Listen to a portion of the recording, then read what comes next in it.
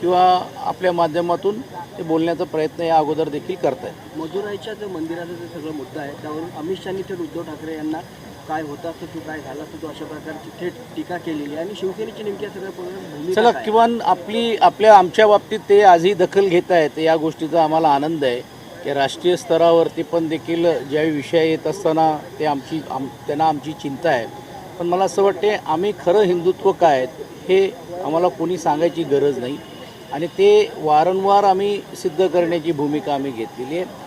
त्याही प्रकरणाच्या बाबतीत ते जे बोललेले आहेत त्याला योग्य रीतीने योग्य वेळी उत्तर निश्चितपणे दिलं जाईल। तर पुणे प्रकरणामध्ये आता हायकोर्टाने पुणे पोलिसांना फटकारलेलं आहे, तुमच्यावरती काय राजकीय दबाव आहे त्यामुळे मुख्यमंत्र्यांच्या मुलाचं नाव तुम्ही त्यात गुन्ह्यात इन्क्लूड नाही केलं? अजित पवारांची ही मला असं वाटते सरकारची नामुष्की आहे की माननीय उच्च न्यायालयाने आणि न्यायालयीन प्रक्रियेला हस्तक्षेप करून घेऊन आता या चौकशी कशा चाललेल्या आहेत काय चाललेल्या आहेत ह्याच्यावर टिप्पणी करणं मला असं वाटते हे गृह मंत्रालयाचा आणि विशेषतः सरकारचा हा फेलियर आहे आणि म्हणून किमान आता कोर्टाने सांगितल्याप्रमाणे अंमलबजावणी करण्याची ही जबाबदारी तर ते करणारच, त्यांना करावंच लागेल।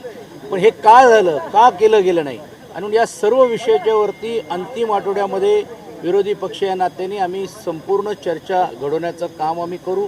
वेळ प्रसंगी याला जाब विचारत असताना देखील तो सभागृहाचं काम 1-2 मिनटं थांबलं तरी चालेल, परंतु राज्यामध्ये सरसकट ज्या पद्धतीने मोठ्या प्रमाणावरती कायदा सुव्यवस्थेचा प्रश्न निर्माण होतो आहे आणि त्यात भ्रष्टाचाराचे अनेक मुद्दे मंत्री असतील किंवा मंत्रीतल्या कुटुंबातील लोकांचे असतील हे झाकण्याचं काम हे सरकार करतायत, हे या एका प्रकरणाच्या माध्यमातून आपल्याला पाहायला मिळेल। दुसरीकडे अंबादास दानवे यांनी ट्विटच्या माध्यमातून प्रश्न उपस्थित केला की अतिवृष्टीसाठी मुख्यमंत्री सहाय्यता निधीमध्ये लोकांनी मोठ्या प्रमाणात निधी दिला, जवळपास 1 कोटीपेक्षाही जास्त निधी दिला, तरी देखील 75,000 रुपये देखील आत्तापर्यंत खर्च करण्यात आले। उर्वरित निधी काय इलेक्शन फंड आहे का? ही कसं आहे की हे ते म्हटले ही गोष्ट खरी आहे, कारण कोविडमध्ये पण तुम्ही बघितलं असेल की PM वेलफेअर फंड आणि हेल्थ फंड ह्याच्यामध्ये कोटीवधी रुपये मिळाले, त्याचा वापर काय केलं नाही केलं हे आपल्याला माहीत नाही। माननीय मुख्यमंत्री सहायता निधीमध्ये लोकप्रतिनिधींचे पैसे आहेत, अनेक सामाजिक संस्थेचे पैसे आहेत आणि 1 कोटी नाही त्याहीपेक्षा मोठी रक्कम त्यामध्ये असेल। अर्थात तो अधिकार माननीय मुख्यमंत्रीचा आहे, पण हेच पैसे सर्वसामान्य शेतकरी आणि कष्टकरींसाठी जर वापरले असते तर नक्कीच त्याचा स्वागत करता आला असता।